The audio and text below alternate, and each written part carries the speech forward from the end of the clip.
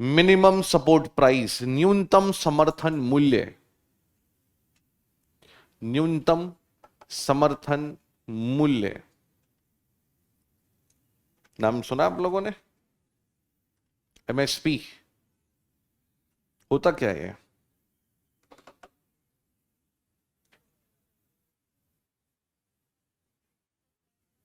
ये हैं किसान के बच्चे।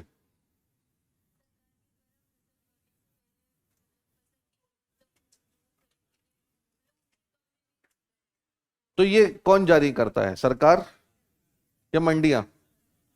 सरकार। किसानों की आय 2 गुनी हुई या नहीं हुई ये तो मुझे पता नहीं, लेकिन खर्चे 3 गुना जरूर हो गए। तो इस 2 गुनी आय के लिए, 2 गुनी आय के लिए एक समिति बनाई गई। उस समिति का नाम था अशोक दलवाई समिति। तो दलवाई साहब ने एक रिपोर्ट पेश की और रिपोर्ट में कहा कि देश के 86-87% लोग जानते तक नहीं कि एमएसपी होती क्या है। तो ये शुक्र मानिए कि ये किसान आंदोलन 2020, 21, 22 में हुआ। इन किसान आंदोलन ने 3 कृषि कानूनों की रद्द करने की मांग रखी। अब वो मांग सही थी गलत थी सेकेंडरी, मुझे इस बात से मतलब नहीं। पर इस आंदोलन का परिणाम क्या हुआ कि कम से कम इस किसान आंदोलन की आड़ में इस मीडिया ने कम से कम किसानों के लिए या लोगों को जागरूक करने के लिए एमएसपी जैसे शब्द पे चर्चा तो करनी शुरू की, जो कि एमएसपी दिया जा रहा है 1960 1965 से, और सन 2020 तक किसान नहीं जानते थे कि एमएसपी नामक चीज भी होती है। मतलब ताज्जुब की बात है ये अपने आप में। देखिए बेटा, हरित क्रांति की ही देन है एमएसपी भी। शुरू सब कुछ वहीं से हुआ, जड़ वहीं से है।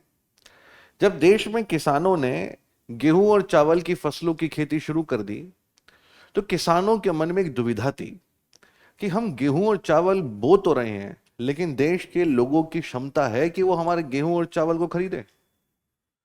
तो हमारी जो ये गेहूं और चावल की फसलें हैं, क्या इनकी उचित कीमत हमें मिलेगी? इस बात की दुविधा उन लोगों के मन में थी।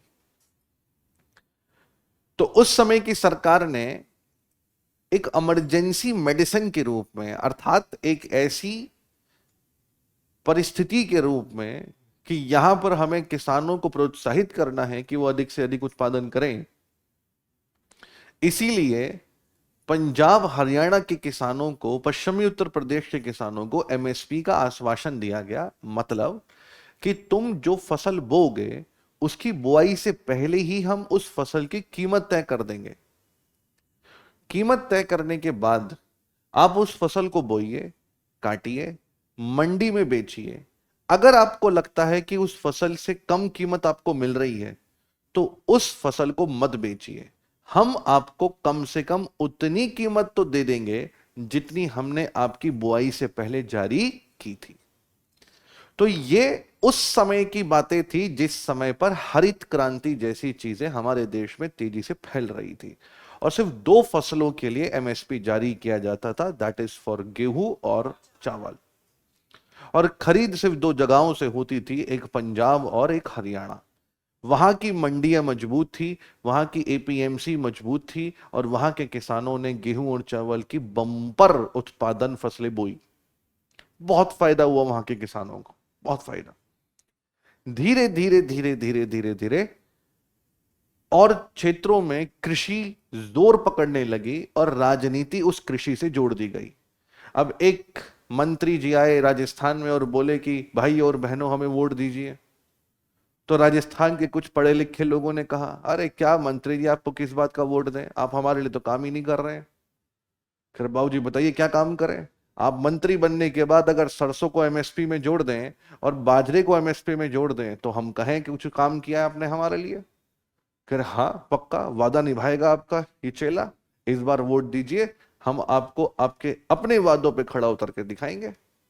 मंत्री जी को बहुमत से जितवाया और मंत्री जी ने संसद में जाकर सरसों को और बाजरे को भी एमएसपी में जुड़वा दिया। ऐसी धीरे धीरे धीरे धीरे हर क्षेत्रों में इस तरह की उमंग और आग बढ़ती गई और आज देखते ही देखते 23 फसलें, कितनी फसलें? 23 फसलें एमएसपी में हैं। सर ये एमएसपी है क्या? एमएसपी किसी फसल की लागत का वह मूल्य है जिसे सरकार किसानों के लिए लाभदायक मानती है। जो किसी फसल की लागत का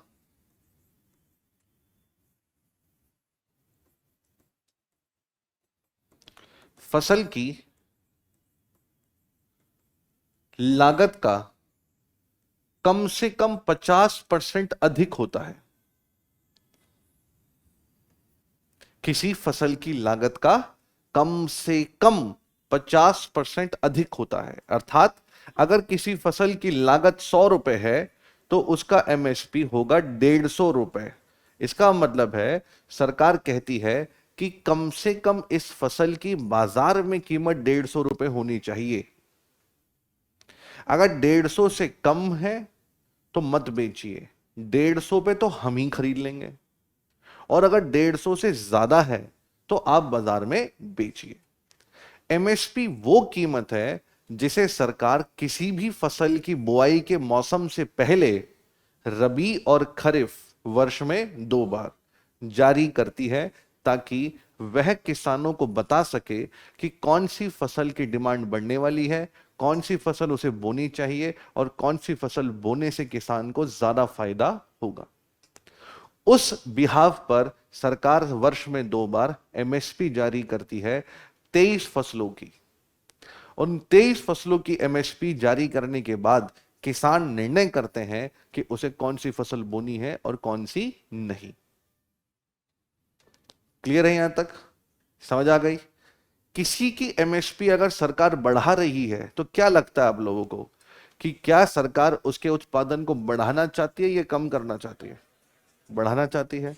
और कम से कम फसल की लागत का कितना लाभ होना चाहिए? और अगर 50% से ज्यादा है तो सरकार उसके उत्पादन को बढ़ाना चाहती है, कम करना चाहती है? बढ़ाना चाहेगी, पक्का? और किसी का 50 है तो मर्जी है, आपका उत्पादन करना है या नहीं। इस समय बताइए, क्या आप नहीं जानते, आपको लगता नहीं है कि सरकार को मिलेट्स की फसलों को बढ़ाना चाहिए, कम करना चाहिए? तो एमएसपी क्या होती है? एमएसपी किसान के द्वारा जो फसल बोई जाती है उसका एक आधार होती है एमएसपी। कौन सी फसल बोनी है, कौन सी फसल नहीं बोनी है, किसान एमएसपी को देखकर तय करते हैं। सरकार एमएसपी का भाव किसी भी फसल की बुआई से पहले वर्ष में 2 बार जारी करती है। एमएसपी में फसल की लागत कितनी होगी इसका निर्धारण एक संस्था है सीएसीपी, वो करती है। और एमएसपी जारी करने का काम करती है सीसीईए, आर्थिक मामलों की मंत्रिमंडलीय समिति, cabinet committee on economic affairs. Clear हो गई ये चीजें? अब एग्जाम की तैयारी को और बेहतर करने के लिए हमारे चैनल को लाइक, शेयर और सब्सक्राइब करना ना भूलें।